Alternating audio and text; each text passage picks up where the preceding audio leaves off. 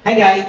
Tuturo sa inyo ngayon yung pinag-aaralan namin sa electrical. Since ako pa yung tuturo ng electrical, so let me share this simple lessons to you. No? Meron tayong tinatawag na line diagram. Itong mga diagram na to ay kailangan ng mga bata para malaman nila kung ano yung mga connection na gagawin nila. Meron tayong 4 na diagram. So meron tayong line diagram, meron tayong pictorial, schematic, and actual connection of diagram. No? So ngayon, isa lang muna ituturo ko sa inyo kasi may kilang yung time. So this would be the line diagram. Ang purpose ng line diagram is para ma-identify ng mga babasa ng diagram na yun kung ilang wires ang meron sa loob ng isang tubo. So this would be the C or tinatawag natin circuit breaker. Hindi lang natin yan ng ganyan. Ito yung connection natin papunta sa J or junction box. So ibig sabihin kapag yung dalawang line na ganito, dalawang wire po yung papasok dito. No? And then we have the L or tinatawag po ito electrical symbol para sa lamp or sa light bulb.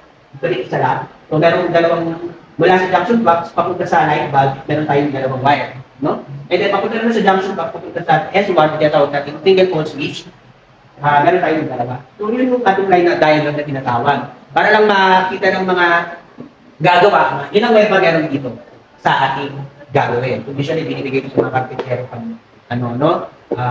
mga gagawa sa bahay para malaman nila kung ano yung purpose ng ating gagawin na electrical job. So, yun lang. Sunod natin yung pictorial diagram sa susunod na rin. Bye-bye!